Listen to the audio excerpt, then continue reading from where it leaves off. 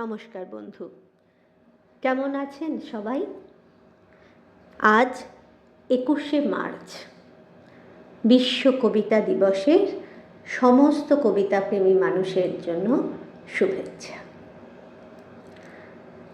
অক্ষরের কাছে, শব্দের কাছে, পংক্তির কাছে, উচ্চারণের কাছে, বোধের কাছে মানুষের নানা আশা ও আবদার বারংবার। বাংলা কবিতা ও আবৃত্তি তাই এক বহমান নদী। কবিতা, কাব্য বা পদ্য হচ্ছে শব্দ প্রয়োগের ছান্দসিক কিংবা অনিবার্য ভাবার্থের বাক্যবিন্যাস, যা একজন কবির আবেগ, অনুভূতি, উপলব্ধি ও চিন্তা করার সংক্ষিপ্ত রূপ। কবিতা নিয়ে বিভিন্ন কবি তাদের বিভিন্ন মত প্রকাশ করেছেন।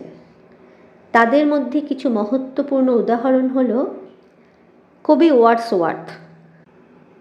তিনি বলেছেন, কবিতা হলো শক্তিপ্রদ আবেগের স্বতঃস্ফূর্ত প্রবাহ।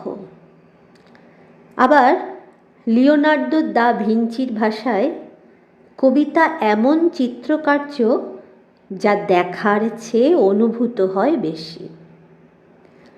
উইলিয়াম কনজার্ভ মনে করেন, সব শিল্পকলার ভগিনী এবং ভাবধারার জন্মদাত্রী হলো কবিতা। আমাদের বিদ্রোহী কবি কাজী নজরুল ইসলাম, তিনি লিখেছেন, জনগণকে জাগিয়ে তোলার অস্ত্রই হলো কবিতা। তবে এই সব উদাহরণগুলি ছাড়াও আমার ব্যক্তিগতভাবে টমাস পার্টের উক্তিটি খুব পছন্দের। তিনি বলেছেন, কবিতা হচ্ছে সাহিত্যের রানী। হ্যাঁ, ঠিকই শুনেছেন, রানীই তো, যার সৌন্দর্যের গভীরতায় বারবার নিজেকে ডুব দিতে ইচ্ছে করে। মনে হয় দেখতে চাই কোথায় সেই সৌন্দর্যের তল। কবি নীরেন্দ্রনাথ চক্রবর্তীর ভাষায় বারবার বলতে ইচ্ছে করে, আমি পাহাড় থেকে পড়তে পড়তে তোমাকে ধরে বেঁচে রয়েছি কবিতা। আমি পাতালে ডুবে মরতে মরতে তোমাকে ধরে আবার ভেসে উঠেছি।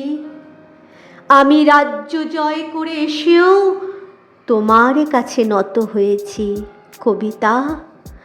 আমি হাজার দরজা ভালোবেসেও তোমার বন্ধ দরজায় মাথা কুটেছি।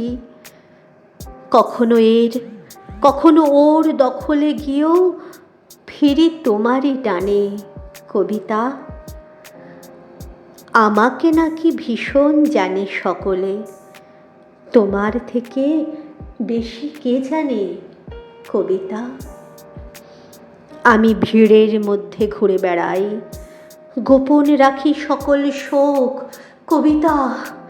আমি শ্মশানে ফুল ঘটাবো তাই তোমার বুকে চেয়েছি ঢেউ রটাতে।